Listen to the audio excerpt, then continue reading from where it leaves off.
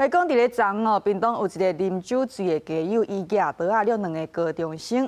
这2个高中生是走入去仁爱国小内面，也一个家友是继续了。警察接到通知，是随到现场来压制这个家友。专案是依照杀人未遂、恐吓这罪嫌，移送屏东地检署侦办。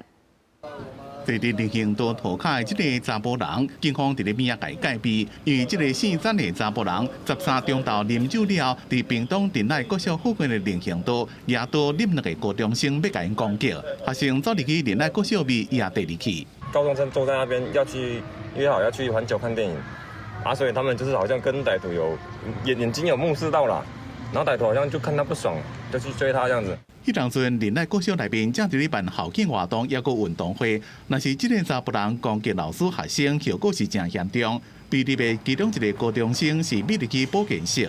那一间保健室里面已经有3个小朋友了，然后呢，外面还有4个高年级的小朋友，加上我儿子是高中生嘛。我儿子先跑进去，小虎马上把所有看得到的小朋友全部赶到保健室里面，然后反锁。家长甲附近的民众讲，这个举刀的查甫人是附近的街友，因老师攻击不是头一遍。伫附近的万年溪烟花，普通时就规阵的街友伫咧遐嬉戏叫真大声。醉汉酒后持美工刀滋扰民众案件，本分局获报后，立即派遣快速打击部队前往，远警在3分钟内到场，迅速制服嫌犯，排除危害。街友走入去学校内面攻击，互家长真担心。警方启动校园安全维护机制。这个姓詹的查甫人伫咧信后，已将杀人未遂、恐吓等罪嫌移送侦办，将会请检方申请羁押，防止伊再犯。